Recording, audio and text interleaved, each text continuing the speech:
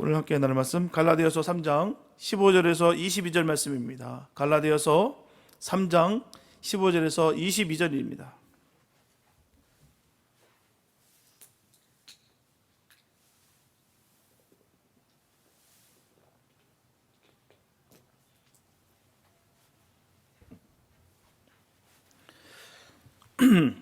갈라디아서 3장 15절에서 22절 말씀입니다. 주님의 귀한 말씀 우리 한 목소리로 함께 합독하시겠습니다. 시작.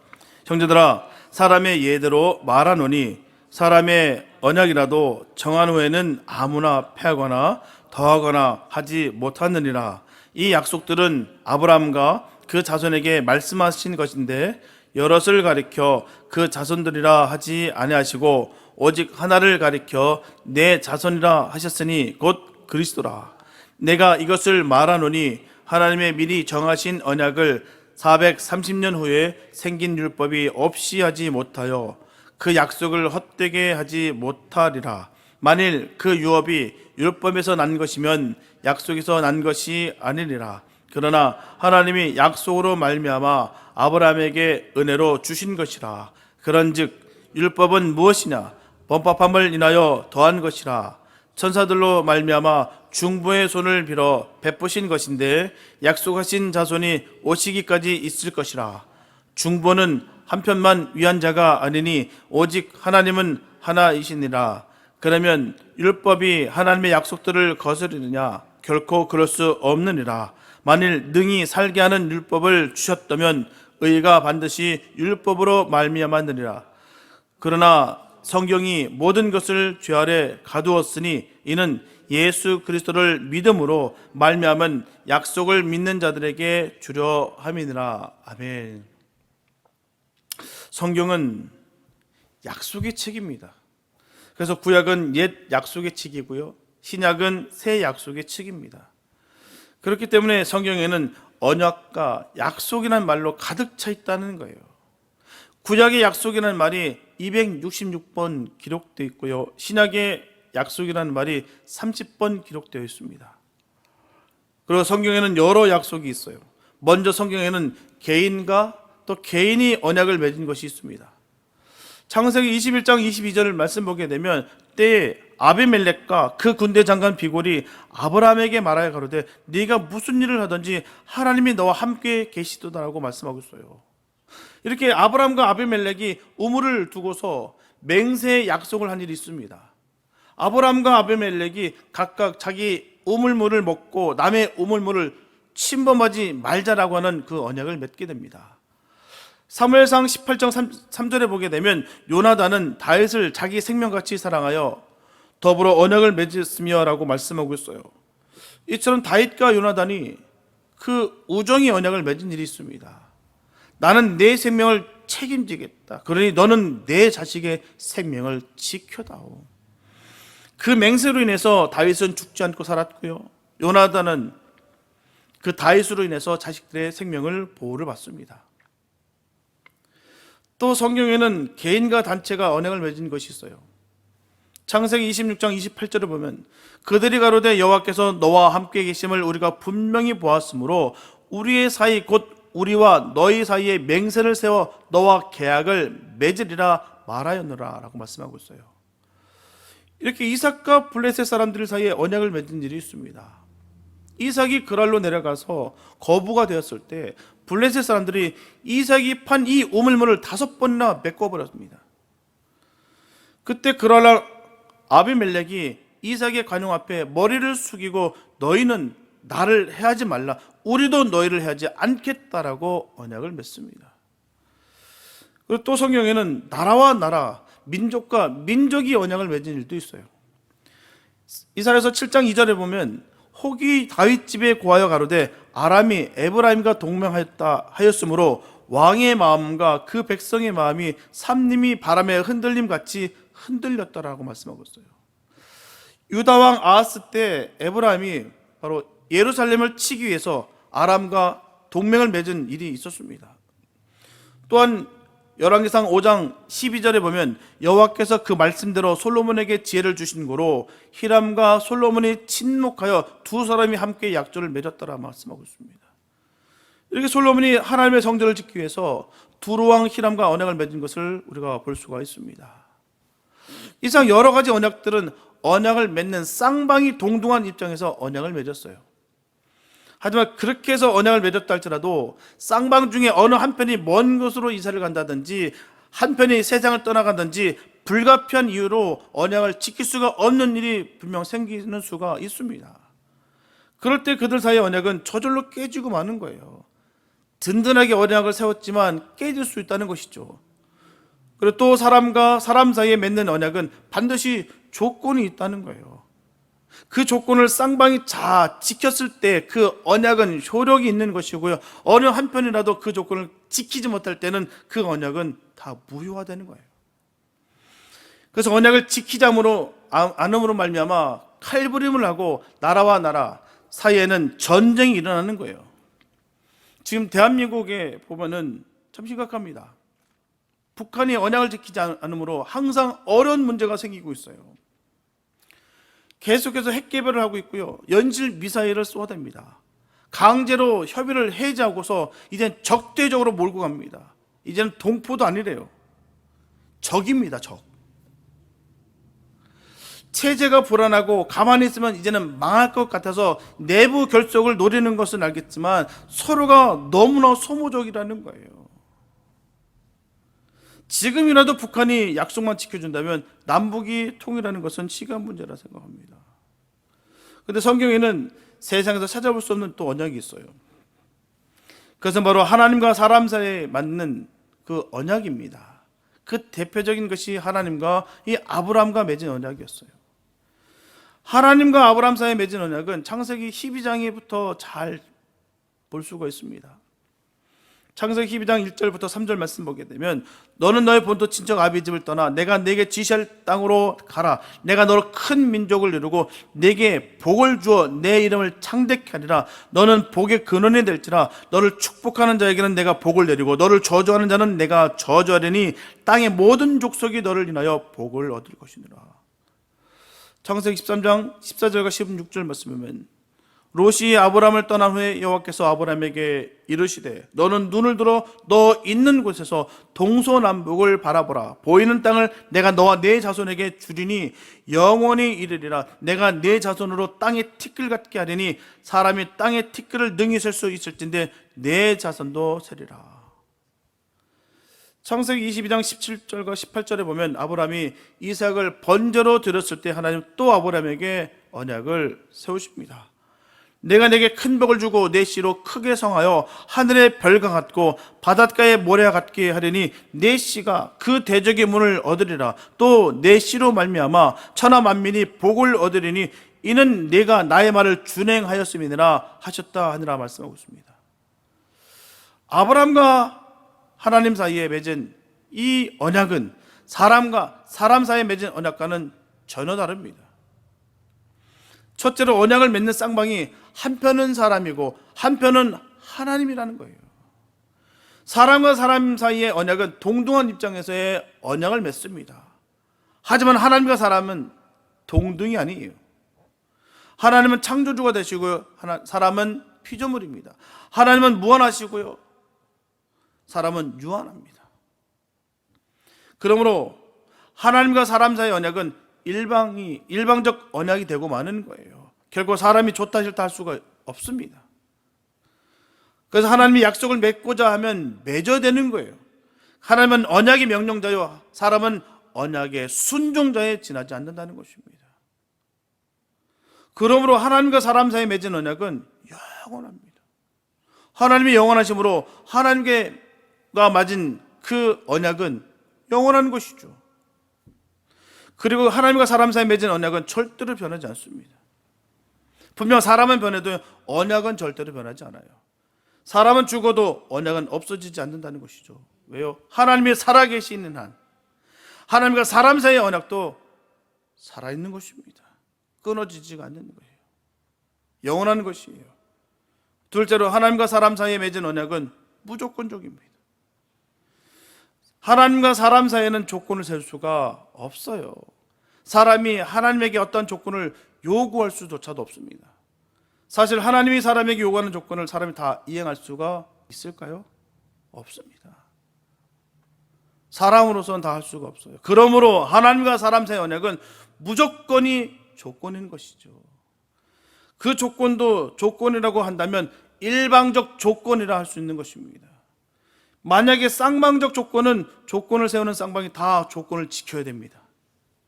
하지만 일방적 조건은 조건을 받는 사람보다 조건을 세우는 사람이 책임을 지는 것이에요. 하나님께서 책임지신다는 것입니다.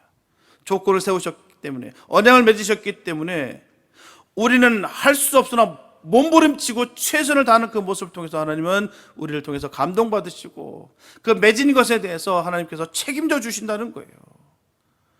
우리를 잘 보시기 바랍니다. 나 자신을 믿을 수 있으신가요? 가장 못 믿을 인간이 자기 자신입니다. 가장 이기적이고 가장 편파적이고 자기 멋대로 해석하고 생각하고 그런 게 바로 우리 자신이에요. 작심을 그렇게 했는데 불구하고 여지없이 무너져 버리는 게 우리 자신입니다. 왜요? 이기적이기 때문에. 나를 보호하는 차원에서 말이에요. 우리 하나님 너무 잘 아십니다. 그런데도 불구하고 협약을 맺으셨다는 거예요. 왜요? 책임져 주시기 때문에. 책임지겠다는 것이죠. 그러므로 하나님과 사람 사이에 맺는 언약의 조건은 하나님이 책임을 집니다. 그래서 사람은 받기만 하면 되는 거예요. 셋째로, 사람과 사람 사이에 맺은 언약은 언약을 맺는 당사자 간의 언약인데 비해서 하나님과 아브라함과 맺은 언약은 아브라함과 그 자손과 맺는 언약이었다는 거예요. 소위 말하면 연대 책임이라 하는 것이 적용되는 것입니다. 아브라함과 맺는 언약은 이삭과 야곱과 맺는 언약이었어요. 그 언약은 동시에 다윗과 솔로몬과 맺는 언약이었다는 것이죠. 하나님과 사람 사이에 맺는 언약은 이와 같이 특이합니다. 이와 같이 방대하고 이와 같이 영원합니다. 그러면 하나님과 아브라함과 맺은 언약의 내용이 어떠한 것인지를 우리가 살펴보면서 은혜의 말씀을 나눌까 합니다. 대개 언약을 맺을 때 언약의 내용을 잘못 암으로 말미암아 오해와 낭패를 당하는 분들이 얼마나 많은지 몰라요. 예를 들어서 결혼의 언약을 오해함으로 불행해지는 가정이 있습니다. 공사 계약의 내용을 잘못 알므로 손해를 보는 수가 있다는 것이죠. 집이나 자동차나 건강보험의 계약 내용을 잘못 알므로 사고를 당했을 때 보상을 받지 못하는 수가 있습니다. 보험도 잘 들어야 돼요. 예전에 한번 정말 싼 보험을 한번 들었다가 얼마나 고생했는지 몰라요. 진짜 접촉사고를 해결하는데 이 사람 만나는 것만 해도 6개월 이상 걸렸습니다. 이것도 저것도 안 되고 근데 결론 해결되긴 됐지만 그 기간 동안에 얼마나 힘들었는지 말도 못해요. 보험도 잘 들어야 됩니다. 계약도 잘 들어야 되고요. 모든 것을 다 꼼꼼히 챙겨서 그렇게 지급이 돼야 돼요. 제가 LA 있을 때 어떤 분이 있습니다. 평생을 생명보험을 부었는데요. 그 한 가지 그 문구를 못 봤어요. 한 번이라도 딜레이 되면은 계약이 파기된다. 다 날라갔어요. 그걸 못 본 거예요. 그 작은 글자 하나에 그 실수 한 번으로 모았던 모든 생명보험이 다 날라가 버렸어요. 자기가 사인했기 때문에 끝입니다. 꼼꼼히 살피지 않고 바라보지 않기 때문에 무너져 버리는 거예요. 수많은 문제가 있습니다. 하나님은 아브라함에게 복을 주겠다고 분명히 약속하셨어요. 너로 하여금 복의 근원이 되게 하셨다고 약속하셨습니다. 너의 이름을 창대케 하시겠다라고 약속하셨어요. 문제는 이 약속을 하는 것은 쉬운 일이 아니었다는 거예요. 듣기는 좋았으나 이것을 이해하고 그걸 받아들이고 믿는다는 것은 결국 쉬운 일이 아니었다는 것이죠. 하나님은 또 아브라함에게 땅을 주시겠다고 약속하셨어요. 내 눈으로 보는 땅을 너와 내 자손에게 주겠다. 내가 우가는 땅 가나안 땅을 너와 내 자손에게 주겠다. 이렇게 약속하셨습니다. 그러면 어떻게 가나안 사람들이 살고 있는 땅을 아브라함과 아브라함의 자손들에게 준단 말이겠습니까? 창세기 15장에 하나님이 아브라함과 언약을 맺은 후에 하나님이 명령하시는 대로 제사를 드린 기록이 있어요. 아브라함은 제사를 드린 어두운 밤에 깊이 잠이 들었습니다. 아브라함이 잠든 중에 하나님 나타나셔서 말씀하셨어요. 네 자손이 이방에서 나그네가 되어 그들을 섬기리라. 그들은 400년 동안 네 자손을 괴롭게 하리라. 그 후에 네 자손이 큰 재물을 이끌고 나오리라. 너는 장수하다가 죽어 이 땅에서 평안히 장사되리라 라고 말씀하고 있습니다. 아브라함은 하나님이 약속한 땅은 자기 당대 주어지는 것이 아니라는 것을 알았다는 것입니다. 그래서 아브라함은 아내 사라가 죽을 때까지 그 가나안 땅에 땅 한 평도 소유하지 않았어요. 그냥 나그네로 있었습니다. 또 하나님이 약속한 것은요, 뭘까요? 하나님이 주실 때가 되어 주신다는 것을 믿었다는 거예요. 그때까지 아브라함은 참고 기다렸습니다. 자기 생전에 받을 수 없는 것도 받은 것과 다름없다라고 그는 생각했다는 거예요. 자기 아들이 받는 것도 자기가 받은 것과 다름이 없다라고 생각했습니다. 아들이 못 받고 손자가 받는 것도 내가 받은 것과 다름이 없다라고 생각했다는 거예요. 우리도 이런 믿음 있게 되시기 바랍니다. 내가 지금 당장 받지 못한 자라도 내 후손에서 또 내 사랑하는 사람을 통해서 얻게 될 것을 생각하시면서 기뻐하시기 바랍니다. 언제 어느 때 주님이 그 약속을 이행하시든 아무도 모른다는 거예요. 내가 원하는 때 내 시간에 맞추다 보니까 수많은 시험과 연단이 그 고난이 함께 이루어진다는 것이죠. 언제든 반드시 이루어질 것을 믿고 미리 감사할 수 있는 믿음의 용장들 되시기 바랍니다. 믿음의 사람들이 거기 있는 거예요. 미리 땡겨서 지금 이루어진 것에 감사함을 전하는 것이 믿음의 사람인 것입니다. 아브라함의 그런 믿음이었다는 거예요. 지금 나에게 당장 이루어질 것은 아니나 반드시 이루어질 것을 그가 믿었다는 것이죠.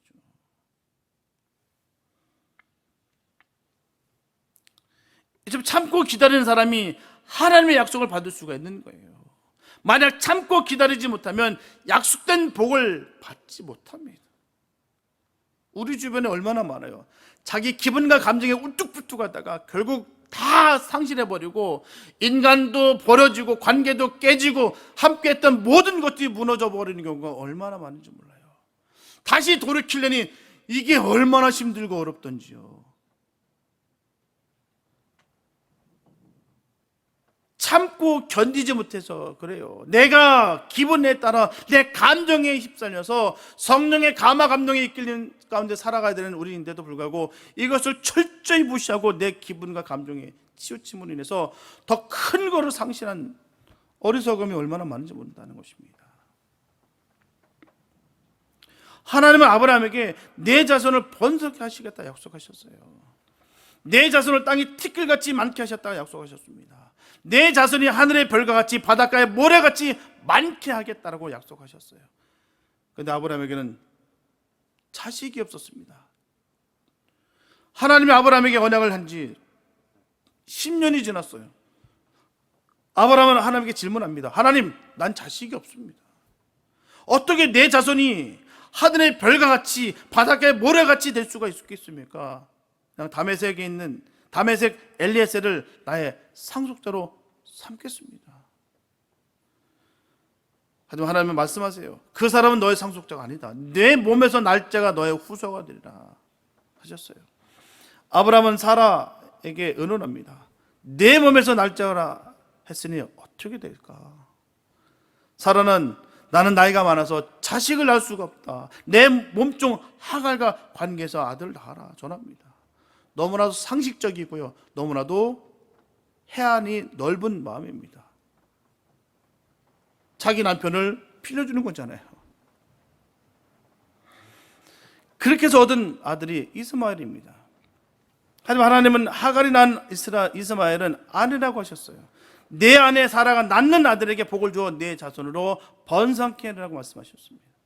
그래서 하나님의 약속이 무엇이라는 것을 아는 것은 쉬운 일이 결코 아니에요. 상식과 비상식을 넘어서서 하나님의 뜻은 우리가 알 수가 없어요. 그래서 우리는 순종하는 수밖에 없습니다. 반드시 하나님께서 가장 선하신 방법으로 일하실 것이다, 약속을 지키실 것이다 라고 우리는 믿고 가는 것입니다. 그 약속이 어떻게 이루어질지는 몰라요. 성경에서도 보게 되면 수많은 믿음의 용장들, 믿음의 선배들이 얻은 그 복은요, 자기가 맡은 일에 최선을 다했더만 하나님께서 더한 복으로 채워주시더라라는 것이죠. 기복신앙이 아니라 하나님의 말씀을 따라갔더니만 하나님께서 더 복된 것으로 채워주셨더라라는 것입니다. 이게 바로 진정한 증거고 이게 바로 간증입니다. 우리 삶 가운데 이런 일들이 많이 있기를 바랍니다. 내가 정말 내게 맡긴 작은 일에 최선을 다했더니만 하나님께서 더한 복으로 우리에게 채워주셨다라는 이 믿음의 그 간증들이 많이 쏟아졌으면 좋겠어요. 근데 특별한 충분한 확실한 말씀은 신실한 종들에게는 복을 받더라는 것이죠. 말도 되지 않는 일들이 벌어진다는 것입니다. 틀림없어요. 뭐가 잘나고 똑똑해서가 아니라 정말 신실하게 주님의 말씀을 순종하고 그 말씀 가운데 거하고 주님과 함께 동행했건만 그 하나님께서 더한 복을 주셨다는 것이죠. 나보다 더 실력이 월등하고 더 모든 것을 갖춘 자가 많은데도 불구하고 그들을 제끼시고 그 주님의 말씀을 따른 그에게 복을 주시더라는 것입니다. 아무것도 없었던 나에게 하나님께서 복을 주시더라는 것이죠. 하나님의 약속이 무엇이라는 것을 우리가 아는 것은 너무너무 어려운 일일지라도 분명한 사실은 주님은 약속을 지키신다는 것입니다. 뿌린 대로 걷는다는 거예요. 심은 대로 추수하게 하신다는 것입니다. 이 사실과 이 진리는 절대로 바뀌지 않습니다. 잘 보십시오. 뿌린 대로 걷게 됐다는 거예요.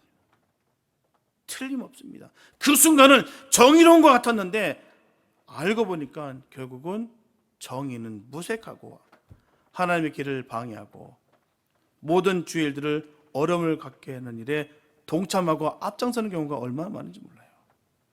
그래서 뿌린 대로 걷게 된다는 거예요. 잘 알기 위해서 주님의 뜻을 얻기 위해서 우리가 깨어 있어야 될 줄 믿습니다. 왜요? 잘못하면 다른 사람에게 피해를 주게 됐다는 거예요. 나의 욕망과 나의 야망과 욕심으로 말미암아 나만 죽는 것이 아니라 내 주변 사람들도 함께 죽음에 이르게 하는 경우가 얼마나 많은지 몰라요. 신앙 다 깨지고 부서지고 잘못하면 그 약속 쏟아버린다는 거예요. 분명히 이스마엘은 아니었어요. 반드시 사라가 낳는 아들이라는 것입니다. 하지만 사라는 나이가 많아서 절대로 아기를 낳을 수가 없는 형편입니다. 그런데도 불구하고 하나님은 사라가 아들을 낳을 수 있다고 하십니다. 그때 아브라함은 깨달았어요. 하나님은 아기를 낳을 수 없는 사라에게 아들을 주신다는 것을 믿었습니다. 할 수 없는 것을 할 수 있게 하는 것이 하나님의 약속이에요. 될 수 없는 것을 되게 하는 것이 바로 하나님의 약속입니다. 할 수 없는 것을 할 수 있다고 믿고 될 수 없는 것을 될 수 있다고 믿을 때 하나님은 약속을 이루어 주신다는 거예요. 이런 믿음 있기를 하시길 축복합니다. 이게 믿음의 사람들의 모습인 거예요. 할 수 없는 것을 할 수 있다. 될 수 없는 것을 될 수 있다. 믿는 것이 믿음인 것이죠. 내 기준에서의 믿음이 아니라 하나님의 기준에서의 믿음이 진정한 믿음입니다. 1년 후에 사라는 이삭을 낳았어요. 이삭은 에서와 야곱을 낳았습니다. 그리고 야곱은 12아들을 낳았어요. 애굽으로 내려갈 때 70명이었던 이스라엘 백성들이 애굽에서 나올 때는 장정만 60만 명이 되었다는 거예요. 이렇게 아브라함의 자손은 하나님의 그 약속대로 하늘의 별같이 바닷가의 모래같이 되었다는 것입니다. 말도 안 되는 거 아니겠습니까? 모든 경수가 끊어졌는데 이제 애를 낳을 수 없는 그런 상황인데도 불구하고 낳게 하셨고 그 자손들로 인해서 정말 하나님의 약속이 그대로 이루어졌다는 사실입니다. 할 수 없는 것을 할 수 있게 하시고 될 수 없는 것을 될 수 있게 하시는 것이 하나님이십니다. 그 하나님 믿으시기 바랍니다. 살아계신 하나님을 믿으시기 바랍니다. 그 믿는 그 역사 가운데 하나님 그대로 신실하게 이루어주신다는 사실이에요.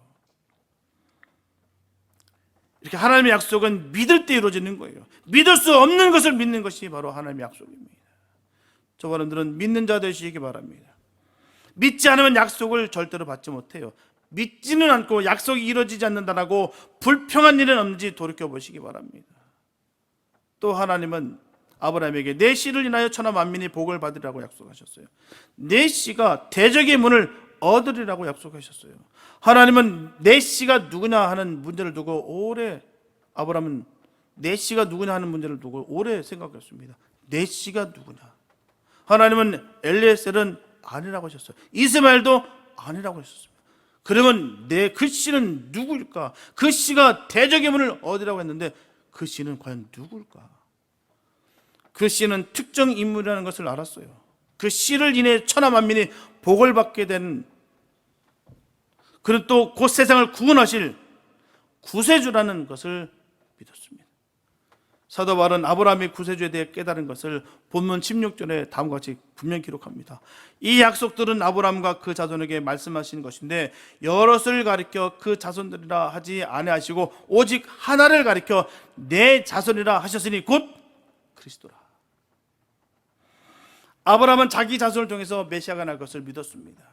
아브라함의 이 믿음을 예수님이 인정하셨어요. 요한복음 8장 56절에 보게 되면 예수님 말씀하십니다. 너희 조상 아브라함은 나의 때, 바로 예수의 때 볼 것을 즐거워하다가 보고 기뻐하였느니라고 했습니다. 이 말씀을 이해하지 못한 바리새인들은 뭐라고 합니까? 네가 나이가 50도 안 돼 어떻게 아브라함이 너의 때 볼 것을 보고 즐거워했다라고 할 수 있느냐라고 공격합니다.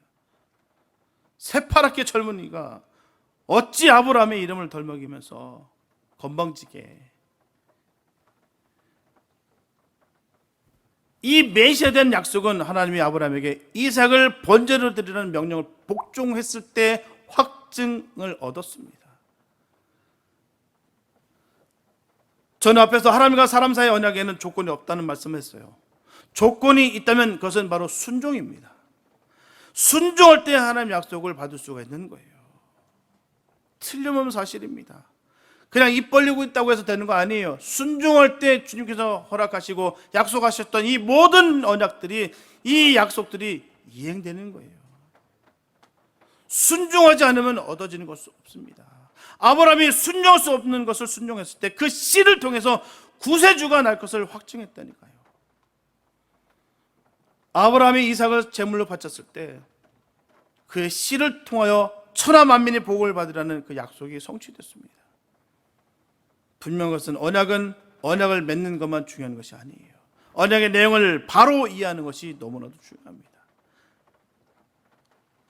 그리고 그 언약을 가져야 됩니다. 그 어떻게 하면 하나님이 약속하신 언약을 받을 수가 있을까요? 믿어야 돼요. 순종해야 됩니다. 인내해야 되는 거예요. 그렇다면 오늘 우리들에게도 하나님이 약속하신 언약이 있을까요? 하나님 우리에게도 땅을 주겠다고 약속하셨던가요? 하나님 우리에게도 내 자손이 하늘의 별과 같이 바닷가의 모래같이 많으리라고 약속하셨을까요? 하나님이 내 자손을 인해서 천하 만민이 복을 받으리라고 하신 그 복을 우리도 과연 받을 수 있을까요? 하나님이 아브라함과 약속하신 약속은 아브라함과 그의 자손, 즉 유대인들과 하신 약속이 아닐까요? 우리 같은 이방인은 하나님이 아브라함과 맺은 언약과 무슨 상관이 있을까요? 우리도 아브라함과 같이 하나님과 언약을 맺어야 하는 것은 아닐까요? 아브라함이 유대인의 조상인 것은 사실입니다. 틀림없는 사실이에요. 분명 아브라함과 맺은 언약은 이삭과 야곱과 이스라엘 12지파의 자손들과 맺은 언약인 것은 두말할 나위가 없어요. 신학자들 중에서도 그렇게 말하는 사람이 있습니다. 그런데 이 문제에 대한 정확한, 아주 명확한 대답은 유대인 중에 한 사람이었던 바로 이 사도 바울이 명확한 정답을 냈습니다. 사도 바울의 논증은 다음과 같아요. 유대인들은 할례를 중요하게 생각한다. 왜냐하면 할례는 하나님과 맺은 언약의 표로 받는 것이기 때문이다. 사도 바울은 유대인들에게 이렇게 질문합니다. 아브라함이 믿음으로 의롭다함을 받은 것은 할례를 받기 전이냐 할례를 받은 후냐? 분명히 할례를 받기 전이었어요. 그리고 아브라함이 하나님과 언약을 맺었던 것은 할례 받기 전이냐 할례 받기 후냐? 묻습니다. 할례를 받기 전이었어요. 이것을 보면 아브라함은 할례 받지 않은 무할례의 조상이라는 것을 알 수가 있는 것입니다. 아브라함이 하나님과 맺은 언약은 할례 받은 자기 자손과 맺은 것이 아니라 할례 받지 않은 모든 민족의 자손들과 맺은 언약이라는 것을 우리가 알 수가 있습니다. 이것이 사도 바울의 지론이에요. 또 유대인들은 율법을 매우 중요하게 생각해요. 율법은 유대인을 위해서 주신 것이라 고 생각했습니다. 그래서 이방인은 상관없다고 생각했어요. 유대인들이 갖고 있는 생각은 다 그렇습니다. 그 이방인들은 그 지옥불을 때우기 위한 땔감이 필요해서 그 이방인들을 지었다, 이렇게 랍비들이 가르칩니다. 이방인들을 바라보는 시선이에요. 그 지옥을 태우기 위해서, 불 지피기 위해서 필요한 땔감이라는 것이죠. 이렇게 여긴다는 거예요.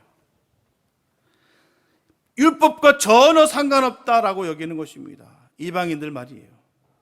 그렇다면 율법은 언제 하나님이 약속해 주셨을까요? 하나님과 아브라함이 언약을 맺은 후에 430년이 지난 후에 모세를 통해서 그때 주셨습니다.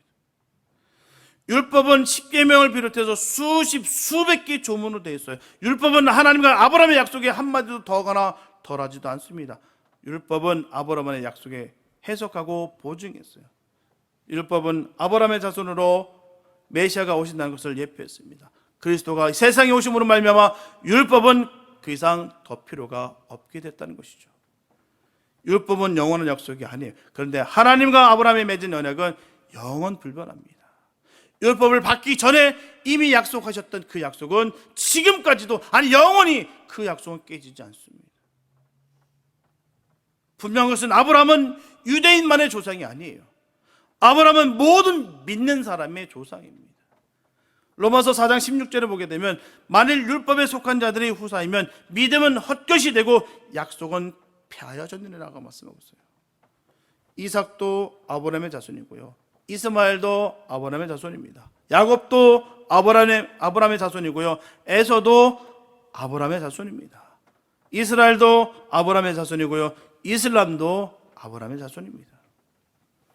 갈라디아서 3장 7절에 보게 되면 그런즉 믿음으로 말미암은 자들은 아브라함의 아들인 줄 알지어다라고 말씀하고 있어요. 그래서 아브라함의 혈통을 타고난 사람만 아브라함의 자손이 아니에요. 믿음으로 말미암은 사람은 다 아브라함의 자손입니다. 그러므로 미국 사람도 믿는 사람은 아브라함의 자손이고요, 영국 사람도, 또한 러시아 사람도, 또 한국 사람도 믿는 사람은 아브라함의 자손인 거예요. 그 아브라함이 우리의 믿음의 조상이 되는 것입니다. 그 이유와 그 뜻이 명확하다는 거예요. 출신 성분으로서 우리가 가름지는 것이 아닙니다. 우리는 주님을 믿기 때문에 바로 아브라함의 자손이 되는 거예요. 믿음의 조상을 둘 수가 있는 것입니다. 그렇기 때문에 하나님이 아브라함과 맺은 언약은 우리와 우리 자손과 맺은 언약이 되는 거예요. 하나님이 아브라함과 그 자손에게 주시기로 약속한 땅은 우리와 우리 자손에게 주시기로 한 약속의 땅이 되는 것입니다. 하나님이 아브라함에게 내 자손이 번성하리라고 약속하신 약속은 우리와 우리 자손이 번성하리라고 한 그 약속이 되는 거예요. 하나님이 내 씨로 인해 천하 만민이 복을 받으라고 하신 그 약속을 받을 자는 우리와 우리 자손인 것입니다. 나와 내 자손이 아브라함의 약속 안에 있다는 것을 확신하시기 바랍니다. 하나님과 언약을 귀하게 생각하시기 바랍니다.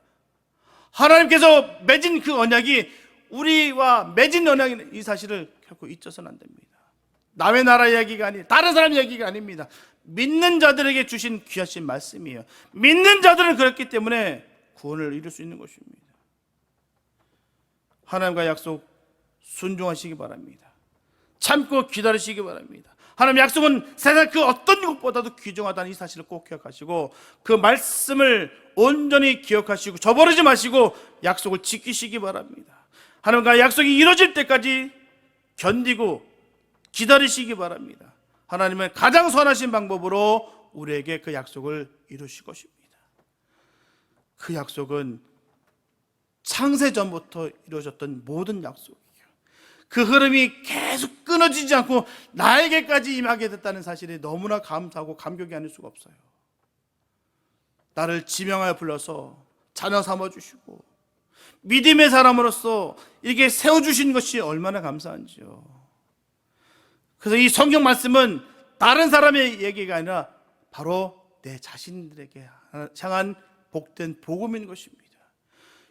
주신 말씀 하나하나가 그대로 될 줄 믿습니다. 이게 바로 믿음인 거예요. 어떤 상황과 형편에 있다 할지라도 그 상황과 형편에 지배되는 것이 아니라 온전히 말씀 안에 거해서 주신 말씀이 그대로 이루어질 것을 믿고 감사하며 그 믿음에 행진할 수 있는 복 있는 삶 되시기 바랍니다. 이게 정말 믿음의 사람인 거예요. 좌지우지되고 기분과 감정에 따라 휩쓸리는 것이 아니라 하나님의 그 거룩하신 그 복된 뜻이 이루어질 것을 믿고 감사하며 그 믿음의 길을 걷는 사람이 바로 주님과 그 약속을 맺은 복 있는 사람일 줄로 믿습니다. 그가 바로 우리가 되게 되시길 예수의 이름으로 축복합니다.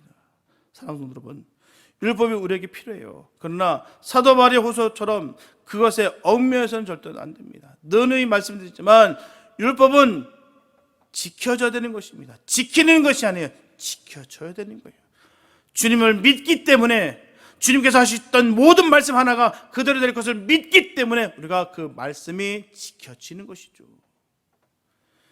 예수님을 믿고 따르는 자들에게 하나님은 자유함을 주셨습니다. 그 자유함 가운데 성령님과 함께 매일의 삶을 걸어간다면 율법은 우리에게 올가면은 사실이 아니라 주님께로 가까이 가는 기쁨의 메시지가 되는 것입니다. 늘 주님 말씀 안에 기뻐하시기 바랍니다. 감사가 넘치시기 바랍니다. 그 말씀이 묵상함으로 말미암아 우리의 오감을 온전히 느낄 수 있는 복 있는 말씀 되시기 바랍니다.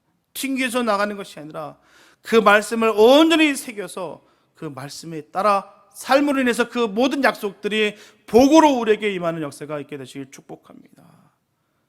힘든 시간들도 주님과 함께 이겨갈 수 있으며 죄악된 세상도 너끈히 주님으로 인해서 이길 수 있는 것입니다. 믿음의 용장들 되시기 바랍니다. 주님이 하신 모든 말씀은, 그 약속은 신실하게 지금도 지켜지고 있습니다. 이 언약은 절대로 끊어지지 않아요. 우리가 주님을 믿는다고 하면 말입니다. 주님을 믿으시기 바랍니다. 그래서 그 주님으로 말미암아 언제나 기쁨과 감사가 넘치는 승리의 삶을 살아가게 되시기를 예수님의 이름으로 축원합니다. 기도합니다. 사랑해 주님 감사합니다. 아버지, 주님 주신 이 귀한 말씀들이 학문적인 지식적인 것이 아니라 개념적인 것이 아니라 우리에게 주신 약속인 줄 믿습니다. 하나님, 이 모든 약속들이 그대로 이루어질 줄로 믿습니다. 하나님, 우리의 부족함과 우리의 연약함을 아시는 그 주님께서 우리의 최선을 다하는 그 삶 속에서 더한 것으로 채워주신다 약속하셨던 그 약속이 그대로 될 줄로 믿습니다. 하나님, 우리를 불쌍히 여겨주시고 긍휼을 베풀어 주셔서 하나님, 우리의 모든 행함이 주님 보시기에 기쁨이 되는 삶이 될 수 있도록 우리가 더욱더 애쓰고 힘쓰는 복 있는 삶 되게 하여 주시옵소서. 하나님께서 주신 이 귀한 말씀 하나하나가 그대로 될 줄을 믿습니다. 내 때가 아닐지라도 그 다음 세대가 되는 것일지라도 그것이 지금 나에게 임하여 이루어진 응답인 줄 여기고 기뻐할 수 있는 믿음의 사람들 되게 하여 주시옵소서. 참으로 주님께서 주시는 그 평강으로 늘 승리의 삶을 살아갈 수 있는 복 있는 우리가 모두 될 줄로 믿습니다. 하나님, 신실하신 주님으로 인해서 늘 기뻐할 수 있는 우리 모두가 되게 축복하여 주시옵소서. 주께서 우리를 친히 이끄시고 복의 복을 더해 주실 것을 간절히 믿사오며 우리를 구원하신 예수님의 이름으로 기도했습니다.